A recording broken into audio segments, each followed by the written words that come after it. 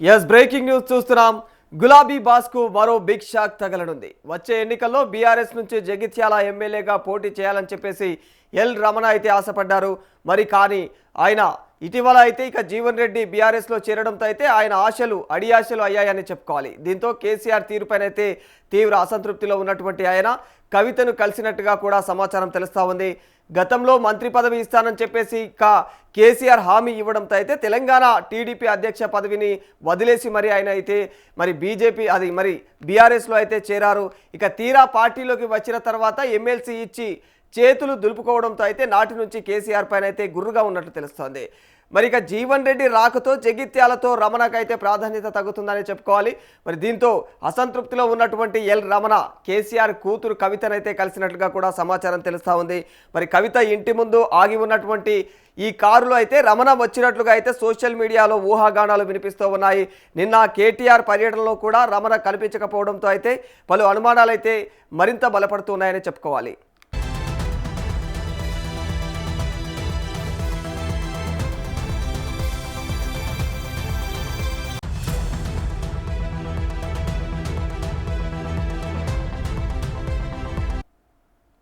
Yes మరి ఇదే అంశం పైన మరింత సమాచారం అందజేయడానికి మా ప్రతినిధి ప్రభాకర్ ఫోన్లో ఉన్నారు.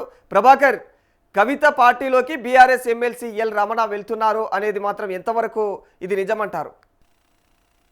రాధాకృష్ణ అయితే తెలంగాణ రాష్ట్ర రాజకీయాల్లో కవిత కొత్త పార్టీ పెట్టిన తర్వాత చాలా కీలక మార్పులు చూస్తా ఉన్నాం. ముఖ్యంగా బీఆర్ఎస్ పార్టీకి ఒక చేదు అనుభవం అని చెప్పుకోవచ్చు. తను టీఆర్ఎస్ పార్టీగా పేరు ప్రస్తావించడం, అది ఇక్కడ ఎలక్షన్ సంబంధించి ఈసీ కూడా దానికి ఓకే చెప్పడం, ఆమోదం తెలపడం అనేది ఒక బిగ్ షాకే బీఆర్ఎస్ పార్టీకి తగిలిందని చెప్పుకోవచ్చు. ఇప్పుడు బీఆర్ఎస్ పార్టీలో ఉన్నటువంటి కీలకంగా ఉన్నటువంటి ఎల్ రమణ ఎమ్మెల్సీగా ఉన్నారు బీఆర్ఎస్ పార్టీకి సంబంధించి తను. సో ఇప్పుడు కవిత పార్టీలోకి జాయిన్ అవుతారంటూ కూడా కొంత ప్రచారం సాగుతా ఉన్నది. ఈ ప్రచారానికి నాంది పలికింది ఇవాళ కవిత ఇంటి ముందు, బంజారాహిల్స్ సంబంధించినటువంటి కవిత ఇంటి ముందు BRS MLC L Ramana car ఉండడం కొంత దీనికి చర్చకు దారి తీస్తుందనే చెప్పుకోవచ్చు. ఆ వెహికల్ వాహనం కూడా దాదాపు 2 గంటల పాటు కవిత ఇంటి ముందు ఉందనేది కూడా సోషల్ మీడియా మాధ్యమాల్లో కూడా వైరల్ అవుతున్నటువంటి పరిస్థితి కనిపిస్తా ఉంది. సో ఇది వార్త తెలిసిన తర్వాత బీఆర్ఎస్ అధినేత కేసీఆర్ కొంత షాక్ కి గురయ్యారనేది తెలుస్తా ఉన్నది. అదేంటి ఎల్ రమణ కవిత పార్టీలోకి జాయిన్ అవ్వడం ఏంటి అక్కడ అనేది తను కొంత ఆలోచించుకుంటున్నట్లుగా తెలుస్తా ఉన్నది. అయితే ఎమ్మెల్సీ ఎల్ రమణ కొంత అసంతృప్తిగా ఉన్నట్టుగా తెలుస్తా ఉంది. గతంలో తను తెలంగాణకు సంబంధించి టీడీపీ అధ్యక్షునిగా ఉండడం జరిగింది. ఆ సమయంలో కేసీఆర్ తనకు ఒక హామీ ఇచ్చారు, మంత్రి స్థానంలోకి తీసుకుంటాను అని చెప్పి కూడా తనకు ఒక మాట ఇచ్చి తనను బీఆర్ఎస్ పార్టీలోకి జాయిన్ చేపించుకున్నటువంటి సిచ్యువేషన్ కనిపించింది. బీఆర్ఎస్ పార్టీలో జాయిన్ అయిన తర్వాత తనకి ఎట్లాంటి ఒక కనీసం స్థానం కూడా, గౌరవమైనటువంటి స్థానం కూడా ఇవ్వలేదు. చివరికి చాలా రోజుల తర్వాత ఎమ్మెల్సీ పదవి ఇచ్చి అక్కడికే కట్టబెట్టినట్టుగా తెలిసింది. సో ఆ నేపథ్యంలో కొంత అసంతృప్తితో ఉన్నట్టుగా తెలుస్తా ఉంది ఎమ్మెల్సీ ఎల్ రమణ. సో ఆ నేపథ్యంలోనే తను ఖచ్చితంగా ఇటు కవిత పార్టీ వైపు చూస్తున్నాడు అనేది దీనికి కొంత చర్చకు దారి తీస్తున్నటువంటి పరిస్థితి కనిపిస్తా ఉంది. దాంతోపాటు నిన్న కేటీఆర్ పర్యటనలో కూడా కేటీఆర్ కొన్ని ఆ ప్రాంతానికి సంబంధించి కూడా పర్యటనకు వెళ్ళడం జరిగింది. ఎల్ రమణ ఏదైతే ప్రాతినిధ్యం వహిస్తున్నటువంటి ఎమ్మెల్సీ ప్రాంతానికి కూడా కేటీఆర్ వెళ్ళడం జరిగింది. అక్కడ కొన్ని కీలక మీటింగ్లకు కూడా తను అటెండ్ కావడం జరిగింది. సో అందులో ఎల్ రమణ కల్పించకపోవడంతో ఈ చర్చకు మరింత దారి తీస్తున్న పరిస్థితి కనిపిస్తా ఉంది. దాంతోపాటు జగిత్యాల నుంచి జీవన్ రెడ్డి కాంగ్రెస్ పార్టీ నుంచి బీఆర్ఎస్ పార్టీలోకి జాయిన్ అయిన తర్వాత ఏదైతే రానున్న అసెంబ్లీ ఎన్నికల్లో తన టికెట్ విషయంలో ఇబ్బంది కలిగే పరిస్థితి ఉంటుందేమో, దానిలో అసహనం వ్యక్తం చేస్తున్నట్టుగా ఇటు ఎల్ రమణ నుంచి క్లియర్గా కనిపిస్తూ ఉంది.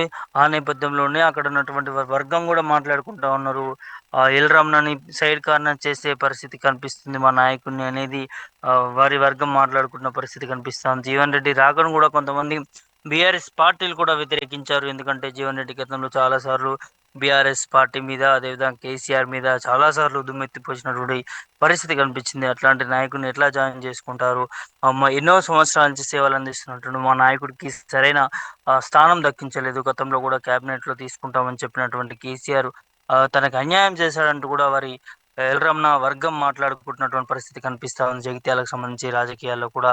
సో ఇదంతా చూస్తుంటే కూడా ఇటు టికెట్ ఎల్రమణకి రానున్న భవిష్యత్తులో అసెంబ్లీ ఎన్నికలు రాకపోవచ్చు అనే ఒక అసంతృప్తితో ఉన్నాడనేది క్లియర్ గా తెలుస్తా ఉన్నాయి. ఇటు జగిత్యాల బీఆర్ఎస్ పార్టీలోకి జీవన్ రెడ్డిని జాయిన్ చేసుకోవడం, అదే విధంగా ఇన్ని సంవత్సరాల నుంచి బీఆర్ఎస్ పార్టీ కోసం కొంత తనదైన శైలిలో ఆ పార్టీ ముందుకు తీసుకుపోతున్న పరిస్థితి కనిపిస్తా ఉంది. ఏదైతే ఉత్తర తెలంగాణకు సంబంధించి అటు సో అట్లాంటి నాయకుడికి స్థానం దక్కించలేదు, గౌరవం కూడా ఇవ్వట్లేదు. సో ఖచ్చితంగా తను ఆ, ఇంకో ప్రత్యామ్నాయం చూసుకుంటున్నాడు అనేది ఇదంతా కూడా మరి వినిపిస్తున్నటువంటి పరిస్థితి కనిపిస్తా ఉంది. ఆ నేపథ్యంలోనే ఇవాళ కవిత ఇంటి ముందు ఆగినటువంటి కారు అందులో ఎల్ రమణ ఉన్నాడంటూ కూడా జోరుగా ప్రచారం సాగుతా ఉంది. దీనికి సంబంధించి అధికారికంగా ఎట్లాంటి ప్రకటన రాలేదు తన నుంచి, ఎల్ రమణ నుంచి. సో తను ఈ న్యూస్ బయటకు వచ్చిన తర్వాత కూడా మరి మీడియా ముందు కూడా వచ్చే ప్రయత్నం కూడా చేయలేదు ఆ, ఎల్ రమణ. మరి నిజంగా ఈ ఆ, వాస్తవాలా లేకపోతే కావాల్సుకున్న పుకార్లు సోషల్ మీడియా ద్వారా చేస్తున్నారా ఏంటో అనేది కూడా కొంత ఆసక్తికరంగా ఉందని చెప్పుకోవచ్చు. సో మరి చూడాలి ఎల్ రమణ ఒకవేళ అటు టిఆర్ఎస్ కవిత పార్టీలో జాయిన్ అయితే మరి బీఆర్ఎస్ కి ఒక గట్టి కోలుకోలేని దెబ్బ అని చెప్పుకోవచ్చు. ఎందుకంటే కీలక నాయకుడు ఎల్ రమణ, అట్లాంటి నాయకుడు, ఎమ్మెల్సీగా తను ప్రాతినిధ్యం వహిస్తున్నటువంటి నాయకుడు ఇప్పుడు తను ఆ ఆ ఆ పార్టీకి గుడ్ బై చెప్పి ఖచ్చితంగా ఇందులోకి వస్తే చాలా మంది బీఆర్ఎస్ పార్టీలో అసంతృప్తిగా ఉన్నారు. వారందరూ కూడా బయటకు వచ్చే పరిస్థితి క్లియర్ గా కనిపిస్తా ఉన్నది. దాంతో పాటు ఇటు గతంలో కూడా కవిత పార్టీకి సంబంధించి బీఆర్ఎస్ పార్టీ నుంచి మాజీ ఎమ్మెల్యే కూడా ఇద్దరు ముగ్గురు కూడా జాయిన్ అయినట్టుగా తెలుస్తా ఉంది. గతంలో 2018 ఎన్నికల్లో పోటీ చేసిన వారికి సీట్లు ఇవ్వకపోవడము. సో వారు కూడా కొంత అసంతృప్తితో ఇటు కవిత పార్టీలోకి జాయిన్ అయిన విషయం మనందరం కూడా చూసాము. సో ఇప్పుడు చాలా మంది ఏదైతే బీఆర్ఎస్ పార్టీకి సంబంధించినటువంటి చాలా మంది కూడా ఆశావాహులు ఉన్నారు. కొత్త తరానికి టికెట్లు ఇస్తారని చెప్పి అంటున్నారు. అంటే పాత తరాన్ని తీసి పక్కన పెట్టే విధంగా కొన్ని చర్యలు ఏమైనా తీసుకుంటారా బీఆర్ఎస్ అధినేత కేసీఆర్? సో అట్లయితే చాలా మంది బీఆర్ఎస్ పార్టీ నుంచి ఇటు కవిత పార్టీలో కావచ్చు, ఇక వేరే పార్టీలో కూడా జాయిన్ అయ్యే సిచ్యువేషన్ అయితే కనిపిస్తా ఉన్నది. మొత్తానికి చూడాలి మరి ఎల్ రమణ మరి ఇలాంటి నిర్ణయం తీసుకుంటాడా, లేకపోతే ఇదంతా కూడా కావాల్సుకునే చేస్తున్నారంటూ కూడా సైడ్ ట్రాక్ పట్టించే విధంగా చేస్తాడా? తన స్పందన మీద ఈ విషయాన్ని ఆధారపడి ఉందని చెప్పుకోవచ్చు రాధాకృష్ణ. సో మరి ఎల్ రమణ టీడీపీ రాష్ట్ర అధ్యక్ష పదవిని వదిలి మరి బీఆర్ఎస్లో చేరడానికి ప్రధాన కారణాలు ఏంటంటారు?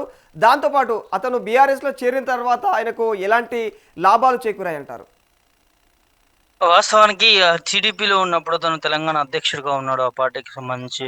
అప్పుడు కూడా ఇక్కడ నుంచి చంద్రబాబు నాయుడు వెళ్ళిపోయిన తర్వాత తనే కీలక బాధ్యతలు చేపట్టినటువంటి సిచ్యువేషన్ కూడా మనకు గతంలో కనిపించింది. సో ఆ నేపథ్యంలోనే ఇక్కడ పార్టీ మొత్తం కనుమరుగు అయిపోయిన పరిస్థితి. కనుమరుగు అయిపోయిన తర్వాత కేసీఆర్ డైరెక్ట్ గా అప్రోచ్ అయ్యి మీలాంటి సీనియర్ నాయకులు ఖచ్చితంగా రాష్ట్రానికి అవసరం, రాష్ట్ర అభివృద్ధిలో తోడ్పడాలి మీరు అంటూ కూడా తనని తీసుకురావడం జరిగింది. డైరెక్ట్ గా తనే నేరుగా వెళ్ళి ఆహ్వానించడం, తను దానికి ఓకే చెప్పడం. సో అందులో కూడా రావడానికి కూడా ఖచ్చితంగా కేబినెట్ లో మంత్రివర్గ సభ్యులు మీరుగా ఉంటే మాకు ఇంకా ఆ సరైన సలహాలు సూచనలు ఉంటాయంటూ కూడా చాలా గొప్పగా ఎల్ రమణకి స్వాగతం పలికారు. కేసీఆర్ కావచ్చు, బీఆర్ఎస్ పార్టీ, అప్పుడున్న టీఆర్ఎస్ పార్టీ కీలక నేతలు వాళ్ళంతా కూడా. సో ఖచ్చితంగా ఆ వర్గం కూడా అనుకున్నారు ఎల్ రమణకి ఖచ్చితంగా మంత్రి పదం వచ్చే అవకాశం ఉంటుంది. ఎందుకంటే అట్లాంటి క్యాపబుల్ లీడర్ తను. సో ఎన్నో సంవత్సరాల నుంచి ప్రజాసేవలు తను చేస్తున్నటువంటి పరిస్థితి మనకు కనిపించింది కాబట్టి, సో ఇందులోకి వస్తే మంత్రి పదవి దక్కుతుందనే ఆశతోని మరి తను బీఆర్ఎస్ పార్టీలోకి, టీఆర్ఎస్ గతంలో టీఆర్ఎస్ పార్టీలోకి జాయిన్ అయ్యారు. ఆ తర్వాత బీఆర్ఎస్ పార్టీగా మారింది. సో ఆ నేపథ్యంలోనే ఖచ్చితంగా ఒక సంవత్సరం ఒక టర్న్ అధికారం తర్వాత ఇంకో టర్న్ అధికారం తర్వాత వస్తుందేమో అని చెప్పి చాలా రోజుల నుంచి కూడా తను చూడడం జరిగింది. మాటలు నిలబెట్టుకుంటాడు అనేది తనకి చాలా కేసీఆర్ మీద ఎంతో గౌరవం ఉండేది. తనకి తెలంగాణ తెచ్చిన నాయకుడు అంటూ కూడా తను ఆ పార్టీలో ఉన్నా కూడా కొంత కేసీఆర్ కి సపోర్ట్ చేసేటటువంటి తత్వం ఉండేది ఎల్ రమణకి. సో ఖచ్చితంగా మాట ఇచ్చాడు కాబట్టి ఆశతోనే వచ్చాడు. ఆశలు నిరాశలుగానే మిగిలాయని చెప్పుకోవచ్చు ఎల్ రమణకి. ఎందుకంటే వచ్చిన తర్వాత ఎట్లాంటి పదవులు లేకుండా పోయినాయి. కనీసం ఎమ్మెల్యే టికెట్ కూడా ఒక్కసారి ఇచ్చినట్టుగా తెలుస్తా ఉంది. కానీ అందులో ఓటమి పాలు. ఆ తర్వాత తను ఆ, ఇప్పుడు ప్రజెంట్ ఎమ్మెల్సీగా కొనసాగారు. సో ఆ ఎమ్మెల్సీ ఇచ్చి అక్కడికి తనని అది చేసిన పరిస్థితి, అక్కడికే వదిలేసిన పరిస్థితి, ఎమ్మెల్సీకి కేవలం పరిమితం చేశారంటూ కూడా తను కొంత అసంతృప్తితో ఉన్నారనేదే ఇప్పుడు మనకి వార్తా చక్కర్లు కొడుతున్నటువంటి పరిస్థితి కనిపిస్తా ఉంది. ఆ అసంతృప్తితోనే మరి కవిత పార్టీలోకి జాయిన్ అవుతారు అనేది ప్రజెంట్ వార్త చూస్తున్నాం రాధాకృష్ణ. సో మరి ప్రస్తుతం అంటే ఎల్ రమణ పరిస్థితి బీఆర్ఎస్లో ఏ విధంగా ఉంది? ఆయన రాజకీయంగా ఎలాంటి స్థితుల్లో ఉన్నారు?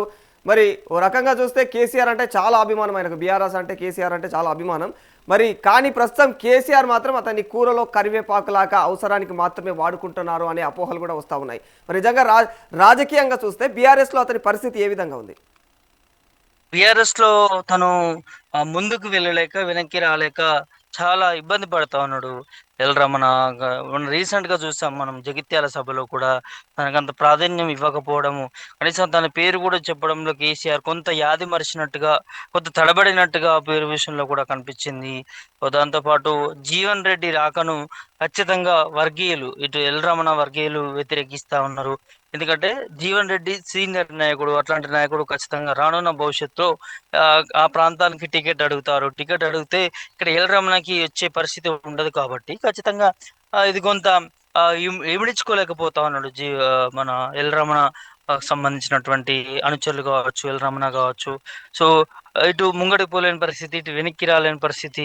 తను ప్రత్యామ్నాయంగా ఎప్పుడైతే జీవన్ రెడ్డి బీఆర్ఎస్ పార్టీలోకి చేరుతారో అనే వార్తలు వస్తున్నప్పటికీ తను ప్రత్యామ్నాయంగా వేరే పార్టీ చూసుకుంటారు అని అప్పుడే చర్చలు నడిచాయి. ఎందుకంటే జీవన్ రెడ్డి లాంటి నాయకుడు ఇక్కడ మకాం వేస్తే ఇట్లాంటి నాయకులకి కొంత కోలుకోలేని దెబ్బ పడుతుంది, అటు ఎన్నికల్లో కావచ్చు, బీఆర్ఎస్ పార్టీ విషయంలో కావచ్చు, తనకు వారికి ఉన్నటువంటి ప్రత్యేకత కోల్పోవడం కావచ్చు.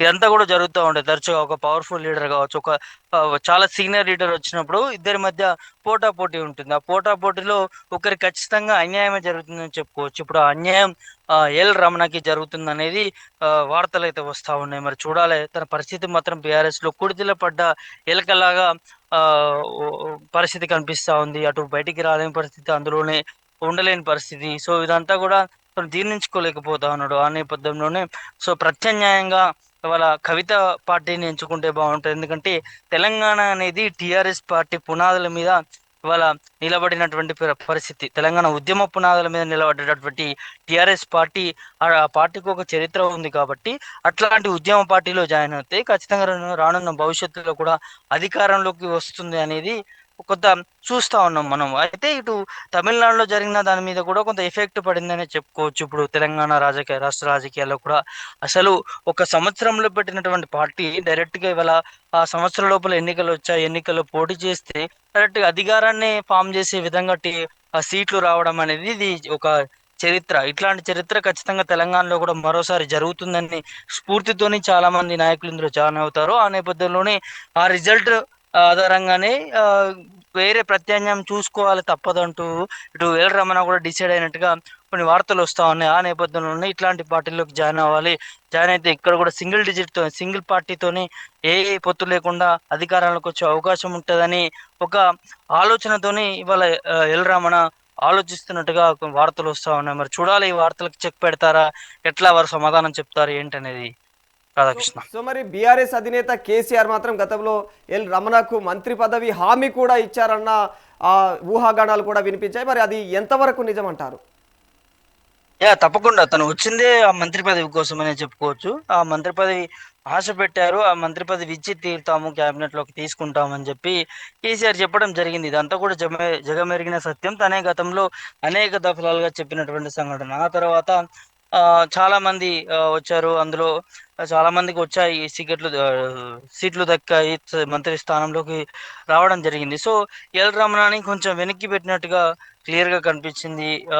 కేసీఆర్ ఇచ్చిన మాట మర్చిపోయాడా, లేకపోతే కావాల్సుకొనే ఒక వ్యూహాత్మకంగా ఇవాళ బీఆర్ఎస్ పార్టీలోకి తనని జాయిన్ చేసుకొని ఒక ఎమ్మెల్సీ పదవి తీసి పక్కన పడేస్తే అట్లా పక్కన ఉంటాడని ఒక వ్యూహాత్మకంగా రాజకీయ ఇక్కడ ఏమైనా సీన్ రిపీట్ చేసి నడిపించాడా ముందుకు ఏందనేది కూడా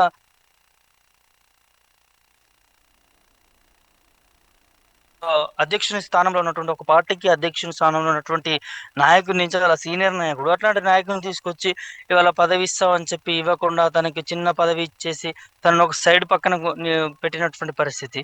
సో డెఫినెట్ గా కేసీఆర్ మోసం చేశాడనేది క్లియర్ గా స్పష్టంగా అర్థమవుతోంది. మరి దీన్ని జీర్ణించుకోలేకనే ఇవాళ ప్రత్యామ్నాయంగా చూస్తున్నాడు అనేది ప్రధానమైనటువంటి వార్త చూస్తున్నాం రాధాకృష్ణ. సో మరి అంటే కేసీఆర్ ఇప్పటి వరకు అయితే ఎల్ రమణకి ఏదైతే హామీ ఇచ్చాడో ఆ హామీలు నెరవేరని కారణం వల్లనే ప్రస్తుతం ఆయన అయితే అసంతృప్తిగా ఉన్నట్లు మనకు అర్థమవుతా ఉంది.